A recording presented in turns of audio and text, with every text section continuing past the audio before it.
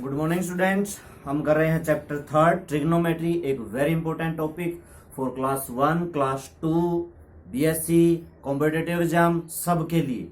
ठीक है, ये एक बहुत इंपॉर्टेंट टॉपिक है और हर तरह के एग्जाम में ये आता है। तो अगर आप इसको अच्छे से समझना चाहते हैं तो इसको बगैर स्किप किए हुए सारे सम देखें। और हम कौन सी एक्सरसाइज पे चल रहे थे? 3.3 एक्सरसाइज हम कर रहे थे। हमने सम कर लिए थे 20 सम तक। आज हम 21वें सम से शुरू करेंगे। ठीक है, आप ये वीडियो देख रहे हैं, साथ में अपने फार्मूले लिख के पास रखें, एक पेज पर लिखकर फार्मूले साथ में रखें तो अच्छा रहेगा। ठीक है, तो ठीक है, हम 21वें सम से शुरुआत करते हैं। सम नंबर 21 हमारा सम क्या है? हमें प्रूव करना है, prove that cos 4x plus cos 3x plus cos 2x और sin 4x plus sin 3x plus sin 2x equal to में क्या प्रूव करना है? cot 3x प्रूव करना है, cot 3x। ठीक है, तो ठीक है, आपको स्टेटमेंट देख ली होगी। मैंने इसकी क्या ले ली? लेफ्ट हैंड साइड ले ली, LHS। ठीक है, क्या प्रूव करना है? इक्वल टू क्या आना चाहिए? cot 3x आना चाहिए। तो देखो ये एक्सरसाइज जो हम कर रहे हैं, हम क्या करते हैं, दो लेते हैं और उनपे cos c plus cos d का यहां पे फार्मूला लगेगा। इस क्वेश्चन को देख के क्या लगता है, हम दो ले सकते हैं ना। लेकिन एक बात और है, मैं इसमें ये दो नहीं लूंगा, इसको और इसको इकट्ठा लिखेंगे भाई।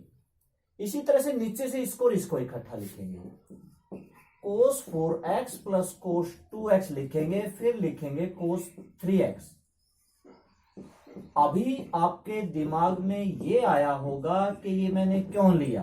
अच्छा, यहां पे ये भी आगे करना है 2x और ये पीछे करना है 3x। ठीक है, मैंने क्या किया है, सिर्फ रीराइट किया, दोबारा से लिखा है। cos 2x मैंने पहले लिख दिया, cos 3x मैंने बाद में लिख दिया, क्योंकि अब मैं इन दो पे, ये जो दिख रहा है ना, इन दो पे फार्मूला लगाऊंगा और नीचे भी इन दो पे फार्मूला लगाया जाएगा। ठीक है, इन दो पे लगा जाएगा। कौन सा फार्मूला लगाया जाएगा? cos c plus cos d का। ठीक है, cos c plus cos d का क्या फार्मूला होता है? 2 cos c plus d by 2। अब तक हमने बहुत सारे सम कर लिए हैं, तो सम करते करते क्या फार्मूले याद नहीं हो रहे हैं ना? धीरे धीरे अगर आप अच्छे से कर रहे हो तो जैसे जैसे सम करते जाओगे आपको फार्मूले भी अपने आप याद होते जाएंगे। बस आपको फार्मूला लिखना है।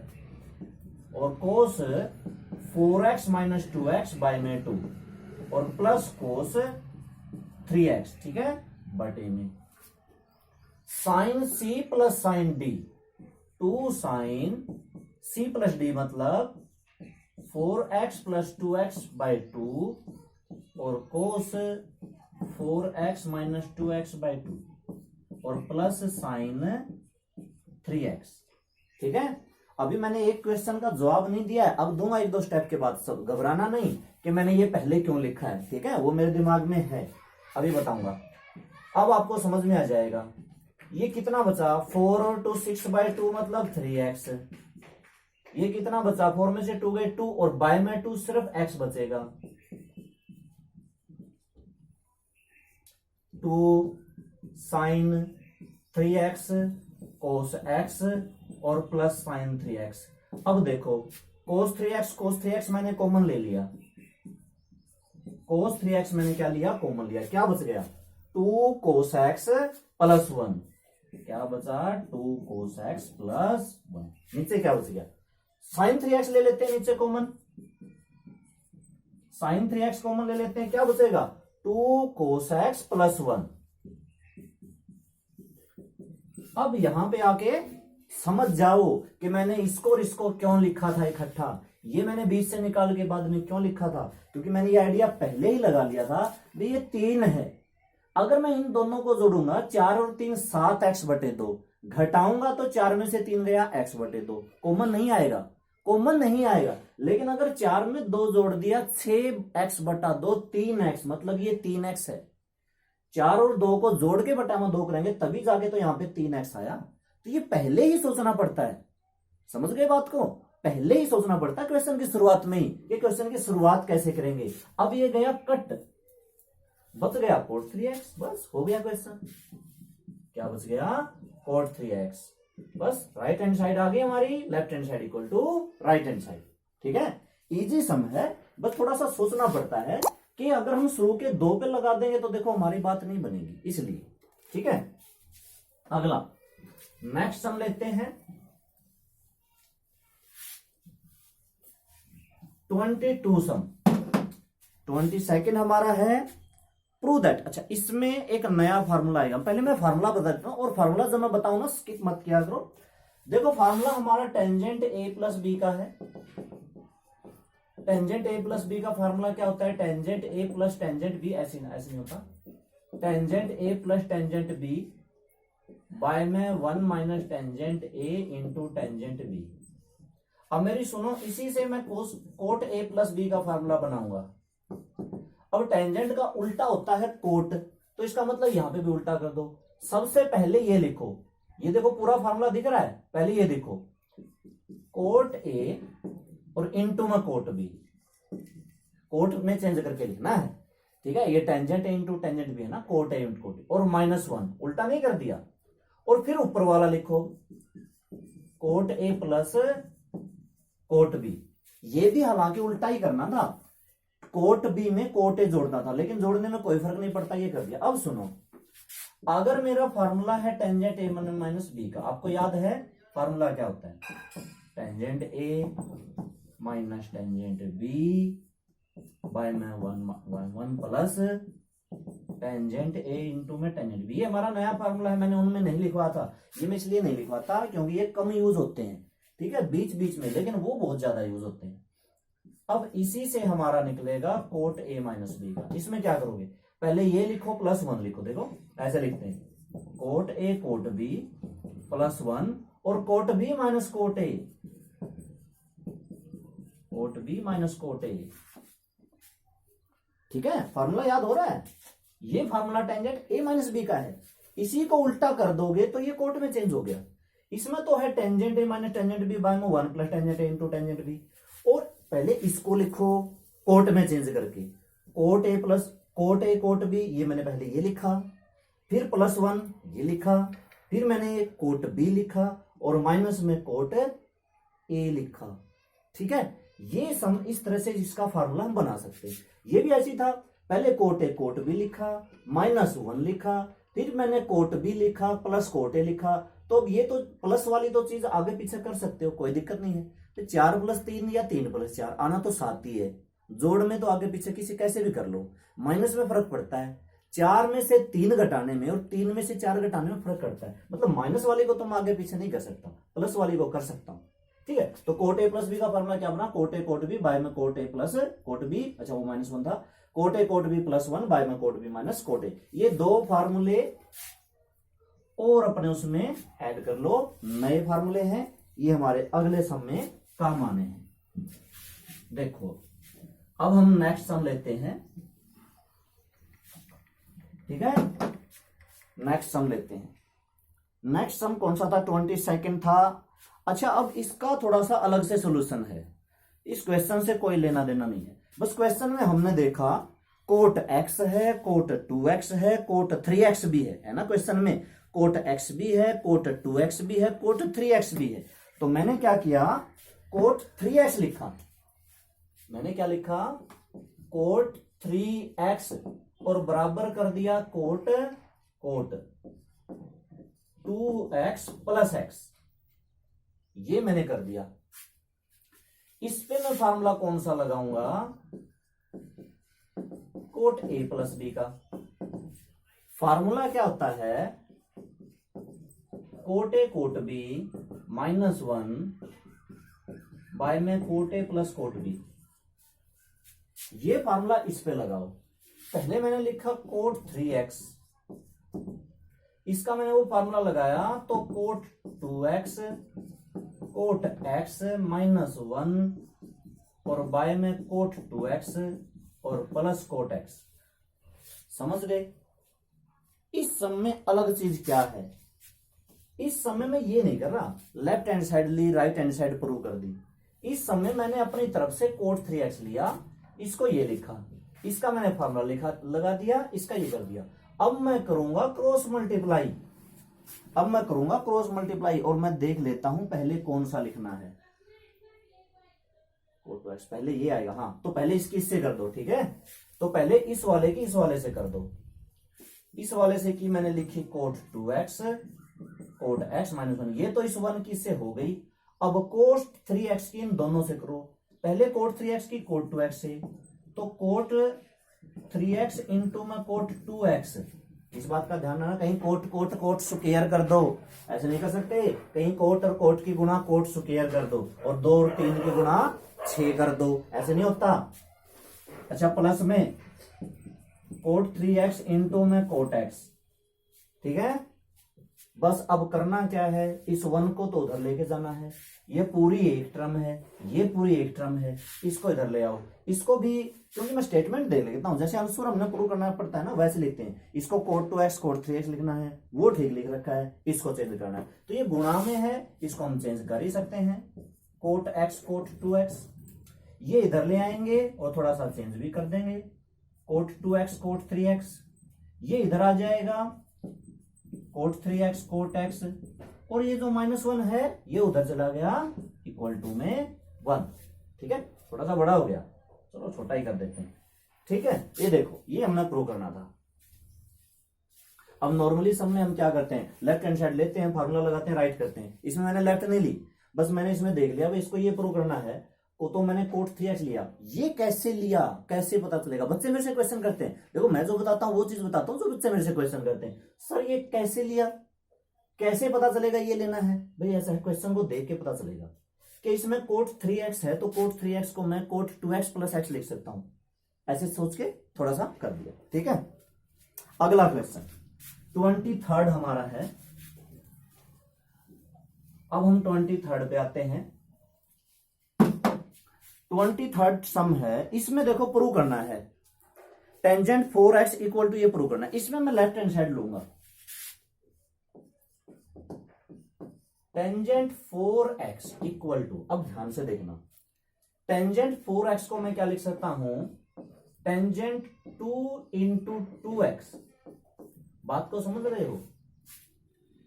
4x को 2 गुणा 2x तो कर ही सकते हैं। अब बात समझो, फॉर्मूला मैंने लगाया कौन सा, टेंजेंट 2 थीटा का, 2 थीटा कह लो, 2x कह लो, देखो मर्जी है तो,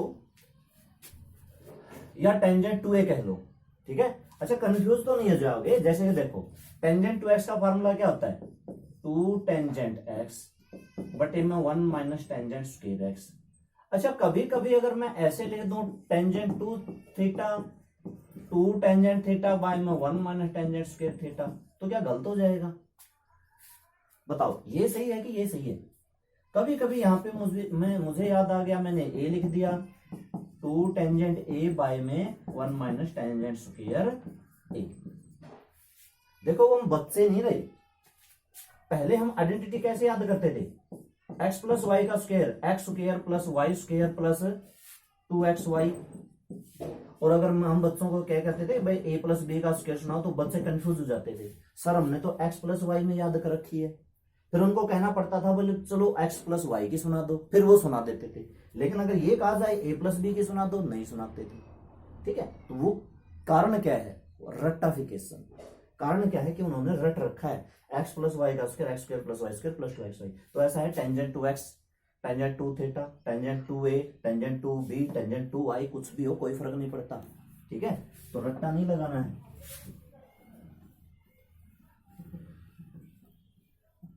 अच्छा, ठीक है। अब इसमें x क्या है, बात को समझो, ये 2 है, ये 2 और ये 2x है, ठीक है। या यूं समझ लो ये थीटा है।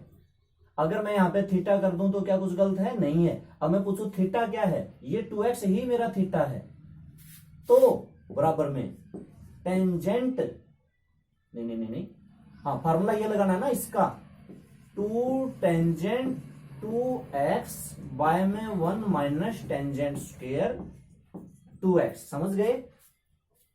ये 2 है, ये थीटा है, थीटा की जगह मैंने 2x रख दिया, 2x। अब दोबारा से ये टेंजेंट 2x है, तो क्या टेंजेंट टू एक्स का ये फार्मूला नहीं लिख सकता दोबारा से इसी फार्मूले में?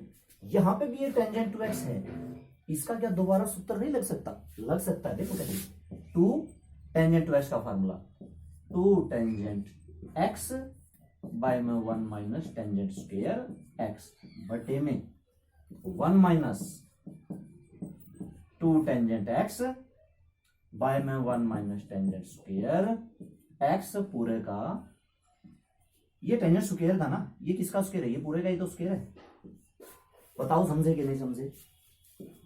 समझ में आ गया होगा, इतना मुश्किल नहीं है। मैंने शुरू में टेंजेंट 4x को 2 गुना 2x लिखा, इसको x मान के फार्मूला लगाया, ये आया। टेंजेंट टू x का दोबारा फिर फार्मूला लगा दिया, टेंजेंट टू x का दोबारा फिर फार्मूला लगा दिया। अब फार्मूला नहीं लगाना क्योंकि अब तो टेंजेंट x आ चुका है, अब टेंजेंट टू x का फार्मूला थोड़े लगेगा। अब इसको सोल्व करना है। सोल्व कैसे करोगे? यहां से लिखते हैं, ऊपर तो 2 इंटू 2 4 टेंजेंट x बटे में 1 माइनस टेंजेंट स्क्वायर एक्स, नीचे वालों का स्क्वायर करना पड़ेगा। कैसे? 1 माइनस 2 का स्क्वायर 4 टेंजेंट स्क्वायर एक्स और बटे में 1 माइनस टेंजेंट स्क्वायर एक्स का होल स्क्वायर। समझ लेना भाई ध्यान से। अब क्या करना है, इनका एलसीएम लेना। ये अलग अलग है ना, ये तो पूरा बटे में है, लेकिन ये 1 माइनस है तो इनका एलसीएम लेना पड़ेगा। तो ये एज इट इज लिख दो, 4 tangent x 1 minus tangent square x बटे में एलसीएम लो इसका, 1 माइनस टेंजेंट स्क्वायर एक्स का स्क्वायर और इस स्क्वायर की कर दो 1 के साथ multiply, 1 minus tangent square x का स्क्वायर और माइनस में 4 टेंजेंट स्क्वायर एक्स बराबर में ये लिखो। मार्कर चेंज कर लेता हूं, शायद थोड़ी सी इंक खत्म हो गई तो मार्कर हम चेंज कर लेते हैं। 4 टेंजेंट एक्स, अब बनेगी बात, 1 minus tangent square x multiply में ये वाली चीज ऊपर ले जाओ। ये बटे के बटे में होता है तो क्या करते हैं, जब बटे के बटे में होते हैं तो क्या करते हैं, गुणा कर देते हैं और उसको पलट देते हैं। ये वाली चीज ऊपर चलेगी, 1 माइनस टेंजेंट स्क्वायर एक्स का स्क्वायर और ये वाली चीज नीचे आएगी। इसका स्क्वायर खोल दूं, आए तो कि नीचे, जैसे a माइनस बी स्क्वायर, ए का स्क्वायर टेंजेंट स्क्वायर का स्क्वायर, फिर माइनस में 2ab क्या आएगा, a का स्क्वायर 1 प्लस टेंजेंट स्क्वायर का स्क्वायर टेंजेंट की 4x माइनस में 2 टेंजेंट स्क्वायर x और माइनस में 4 टेंजेंट स्क्वायर x। ठीक है, शायद नीचे लिखना ठीक तो नहीं रहेगा, फिर भी देख लेते हैं। 4, अच्छा एक पावर कट गई, सुनो, इसकी पावर 1 है, इससे इसकी 1 कट गई, 1 बच गई, तो ये बचा 4 टेंजेंट x, ब्रैकेट में बचा 1 माइनस टेंजेंट स्क्वायर x और बटे में क्या बचा हुआ है, 1 बचा हुआ है, प्लस में टेंजेंट की पावर 4 बची हुई है और माइनस का 6 टेंजेंट स्क्वायर x, वो माइनस का 2 और माइनस का 4 माइनस का 6। ठीक है, माइनस का 2 और माइनस का 4 माइनस का 6। अब आंसर देख लेते हैं। ये पहले लिख रखा है, ये बाद में लिख रखा है, कोई दिक्कत नहीं है, ऊपर सही लिख रखा है। तो इस तरह की चीजें तो होती रहती हैं। तो ये माइनस का 6 पहले लिख दो, टेंजेंट की 4 बाद में लिख दो। क्वेश्चन हमारा सही है। ओके, तो इस तरह से करना था।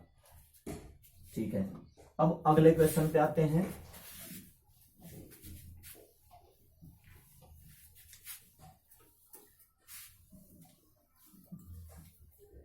अगले क्वेश्चन पे आते हैं।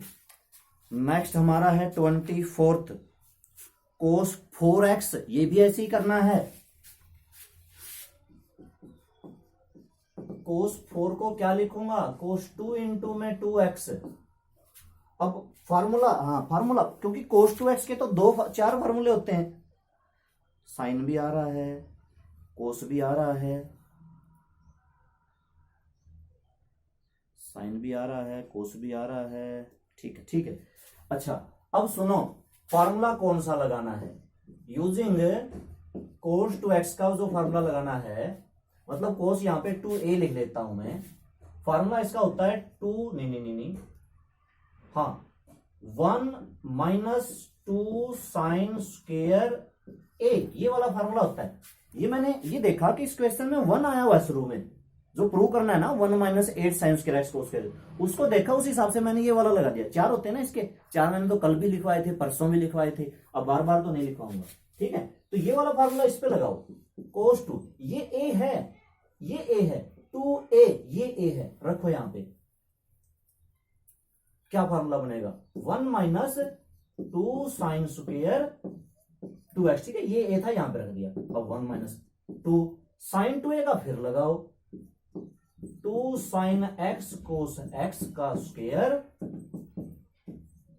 2 का स्क्वायर 4 साइन का स्क्वायर एक्स कोस का स्क्वायर एक्स, और मल्टीप्लाई करके 1 minus 8 sine square x cos square x. देखो आ गया, राइट हैंड साइड आ गई। ठीक है, इसी तरह से कोस 4 की जगह ये कोस पूछ, अगले में शायद पूछ रखा है, हाँ अगले में कोस 6x पूछ रखा है।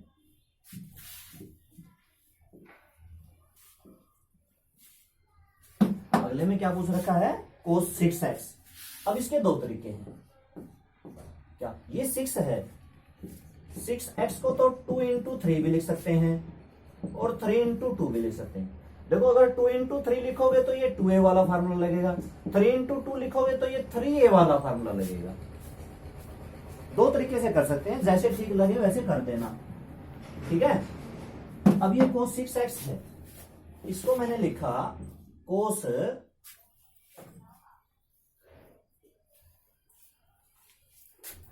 2 इंटू में 3 कर दिया। ठीक है, अब कौन सा फार्मूला लगेगा? कोस 2a वाला। कौन सा फार्मूला लगेगा? कोस 2a वाला। और कोस 2a का भी कौन सा लगेगा? अब की बार क्वेश्चन की राइट हैंड साइड में हर जगह कोस ही कोस है, कोस ही कोस है, तो कोस वाला ही फार्मूला लगाओ। वो फार्मूला लगाओ जिसमें कोस आता है, वो होता है 2 कोस स्क्वायर a माइनस का 1। एक होता है cos square a minus sine square a, उसमें साइन आता है, लेकिन क्वेश्चन में साइन नहीं है। एक जो मैंने पिछले में लगाया था, कौन सा लगाया था? 1 माइनस 2 साइन स्क्वायर a, उसमें भी साइन है। साइन की हमें जरूरत नहीं है तो हम क्यों लगाएं? ये वाला लगाओ, कोस 2 कोस स्क्वायर, यहां पे आया 3x और माइनस 1 और ये स्क्वायर। सुनो, अब हमें यहाँ पे कोस 3x का लगाना पड़ेगा। अगर आप क्वेश्चन सोल्व करना चाहते हो तो इसका लगाना पड़ेगा। 2 इंटू में कोस 3x का फार्मूला क्या होता है? 4 कोस की 3x माइनस 3 कोस x, और पूरे का स्क्वायर है और माइनस का 1। ठीक है, ये माइनस का 1, ये हमें लगाना पड़ेगा। अब इसका स्क्वायर भी खोलना पड़ेगा। ये a हो गया, ये b हो गया, वही a माइनस b का स्क्वायर, या कह लो x माइनस y का स्क्वायर। पहले इसका स्क्वायर जो कि होगा 16 कोस की पावर 6 हो जाएगी, प्लस में फिर इसका स्क्वायर 9 कोस की पावर 2 हो जाएगी। ए स्क्वायर प्लस बी स्क्वायर तो हो गया। आगे क्या होता है? माइनस का 2ab, तो माइनस का 2ab, इन दोनों की मल्टीप्लाई करो 2 से, 4 की 12 दूनी 24, कोस की 3 की कोस एक्स से मल्टीप्लाई, कोस की पावर 4x और माइनस का 1। ये मैंने सीधा डायरेक्ट लिख दिया। आपको समझ में आ गया? डायरेक्ट लिखा है, समझ में आ गया होगा, इतनी बड़ी तो है ही। अच्छा, अब इसकी गुणा कर दो, 32 कोस की पावर 6x प्लस 18 कोस की पावर 4x माइनस के 48। एक मिनट, ये यहाँ पे स्क्वायर, वहां पे यहाँ पे स्क्वायर। ठीक है, मैंने पावर गड़बड़ कर दी, और माइनस 1। अब देख लेते हैं क्या प्रूव करना था। पहले 32 है, सही है। अच्छा, ये 48 वाली पहले लिखनी है, 18 वाली बाद में लिखनी है, और माइनस का 1। बस क्वेश्चन हो गया। आप एक स्टेप और बना लेना। एक स्टेप में क्या कर देना, 48 वाली पहले है, 18 वाली बाद में। ठीक है, तो इसी के साथ ये हमारी एक्सरसाइज पूरी होती है। आज हम यहाँ पे करेंगे, ये हमारा लास्ट सम था। इसी तरह से अब आप समझ गए कि ये 2-3 सम की हैं, क्या समझाना चाहता है। ये पूछ ले टेंजेंट 6x का, क्या करना पड़ेगा? टेंजेंट 6x का इसको लिखना पड़ेगा टेंजेंट 2 इंटू में 3x। पहले कौन सा लगेगा? 2a वाला, और बाद में फिर 3a का भी लगेगा। जैसे इसमें लगा ना, कोस 3x है तो इसका 2a का जब लगाओगे तो टेंजेंट 3x बचेगा, फिर टेंजेंट 3x का लगाना पड़ेगा। ठीक है, इसी तरह से ये कहते 8 का निकालो। मैं जनरल बात कर रहा हूं, क्योंकि अगर मैं बात करूं आपके सिलेबस की तो देखो इतना ही है, और अगर मैं बात करूं कॉम्पिटिटिव एग्जाम की और एक्स्ट्रा एडवांस में, तो जैसे ये पूछ सकता है साइन 8x, साइन 8x का क्या करना पड़ेगा, पहले साइन 2 इंटू में 4x लिखना पड़ेगा, और उसमें साइन 4x दोबारा फिर साइन 4x आएगा, फिर उस 4 को 2 इंटू 2 करना पड़ेगा, फिर भी 2 बचेगा, फिर 2x का लगाना पड़ेगा, मतलब 3 बार फॉर्मूले लगेंगे इसमें। ठीक है, तो ये हमारी एक्सरसाइज पूरी होती है। अब मैं आगे थोड़ा सा आपको फार्मूला बता देता हूं अगले एक्सरसाइज का, ताकि जैसे ही कल आएंगे तो कल जैसे शुरुआत करेंगे 3.4 एक्सरसाइज। अच्छा एक बात बताओ, साइन एक्स की वैल्यू 0 किस किस पे होती है, आपको पता है? साइन एक्स की वैल्यू 0 किस किस पे होती है? साइन एक्स की वैल्यू आप होगे 0 पे होती है, बिल्कुल सही, लेकिन नहीं, ऐसा है जो साइन एक्स 0 होता है ना, वो 0 पे भी होता है, 180 डिग्री पे भी होता है, 360 डिग्री पे भी होता है, और 360 में मतलब 180 जोड़ते जाओ सब पे 0 होता है। आपको इस बात का नहीं पता होता है। आप साइन 180 की वैल्यू निकालो, कैसे आपकी मर्जी है, चाहे 90 + 90 करके निकालो, क्योंकि बहुत सारे हमने फॉर्मूले कर चुके हैं, तो 0 आएगी। इसमें 180 जोड़ दिए, 18 दूनी 36, 18 तिया चमन, 18 72, मतलब इन पे 180 जोड़ते जाओ, 18 पंजे 90, 900 डिग्री, इन सब पे 0 होगा। अब सुनो, अगर ये सब पे 0 होगा तो 2 वैल्यू कल की एक्सरसाइज में मिलेंगी, एक तो प्रिंसिपल वैल्यू और एक जनरल वैल्यू।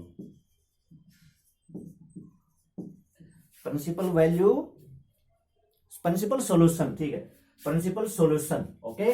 यहां पे इसकी जगह क्या मिल सकता है, सॉल्यूशन, और वैल्यू की जगह क्या मिलेगा, सॉल्यूशन।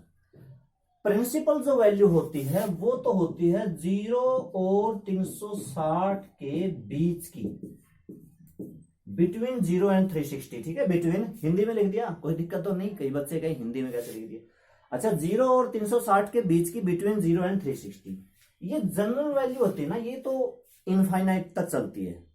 जनरल का मतलब क्या होता है, सारी पॉसिबल वैल्यू बता दो, लेकिन मैं प्रिंसिपल की बताना चाहता हूं। प्रिंसिपल का मतलब आपको सिर्फ 0 और 360 के बीच बीच की बतानी, ठीक है, और जनरल सब पे बतानी। तो जब जनरल पूछेगा ना, तब तो मतलब हमें ये बताना है, और प्रिंसिपल पूछेगा तो बस इनके बीच की बतानी है, 360 नहीं लेना, तो ये 2 वैल्यू आ जाएंगी। 360 नहीं लेना, बस बीच 0 से लेके 360 तक, 360 पे तो वापस 0 आ जाता है ना, 360 का कहां बनता है, जहां पर 0 का बनता है, ठीक है। तो जनरल में सारी पूछी जाती है। अब सुनो, जनरल में, इसको जनरल में कैसे लिखोगे, 0 पे होता है, ये -180 पे भी होता है, माइनस का 360 पे भी होता है। आपको क्या करना है, जैसे ही साइन x = 0 आ जाए, आप लिखना x = n पाई। पाई का मतलब, ये देखो ये क्या है, ये पाई है, ये क्या है 2 पाई है, ये क्या है 3 पाई है, ये क्या है 4 पाई नहीं है। पाई का मान कितना होता है 180, और 180 चौके 720, मतलब ये 4 पाई है। तो आप n पाई, n किस लिए आ गया, 1 2 3, यार है ना, 1 2 3 4, ठीक है। तो आपको ये लिखना है, कब, जनरल सॉल्यूशन की मैं बात कर रहा हूं। प्रिंसिपल की पूछे तो ये 2 लिखनी, ठीक है, समझ गए। जनरल सॉल्यूशन मैं कोर्स का और बताता हूं, जनरल बस ज्यादा नहीं बताता, 2 बताऊंगा, आपको धीरे धीरे समझ में आ जाएगा। एक हम बात करते हैं कोस की। अगर कोस x = 0 है, ये 0 किस किस पे होता है, आपको एक वैल्यू का पता है, एक वैल्यू पूछ रहा हूं, सिर्फ एक बता दो मुझे, कौन सी है, 90 वाली, किस पे होता है 90 पे, ठीक है। इसमें 180 जोड़ दो, इसमें 180 जोड़ दो, इसमें 180 जोड़ दो, इसमें 180 जोड़ दो, ये सब पे 0 होता है। मैं क्या बता रहा हूं, सब पे 0 होता है। ये क्या है, π/2, पाई में कैसे लिखे हैं π/2, ये क्या है 3π/2, ये क्या है 5π/2, और ये क्या है 7π/2। आगे वाली कौन सी, 9π/2, उससे आगे 11π/2, उससे आगे 13π/2। इसको जनरल में कैसे लिखेंगे, जब प्रिंसिपल पूछे तो सिर्फ आपको ये 2 बतानी है, क्योंकि यही वैल्यू 0 360 के बीच की है। लेकिन अगर पूछे जनरल, इसको जनरल में लिखेंगे 2n + 1 इंटू में π/2। 2n + 1 कैसे आया पता है, 1 3 5 7, देखो n की वैल्यू 0 रखी, 2 गुणा में 0 क्या आ गया, π/2 आ गया। n की वैल्यू 1 रखी, 2 और 1 3, 3π/2 आया। n की वैल्यू 2 रखी, 2 दूनी 4 और 1 5, 5/2 आया। समझ रहे हो, ये यही है। एन यहाँ पे किसके लिए है, 1 3 5 7 इनके लिए है। ये पूरा 2n+1 इनके लिए, पूरा 2n+1 1 3 5 7 के लिए। ठीक है, ये क्या है, जनरल सॉल्यूशन। ऐसे ही सुनो, अब फॉर्मूले में बताऊंगा, मैं बताऊंगा क्या है। टेंजेंट x = 0, इसका भी प्रिंसिपल जनरल दोनों है। sin x = sin y, इसका भी है। cos x = cos y, इसका भी है। टेंजेंट x = टेंजेंट y, उसका भी है। ये हम कल की वीडियो में डिस्कस करेंगे। कल की वीडियो में इन सबको मैं याद भी करवा दूंगा, इसके क्वेश्चन भी कर लेंगे। ठीक है, तो आज के लिए बस इतना ही। Okay, thank you.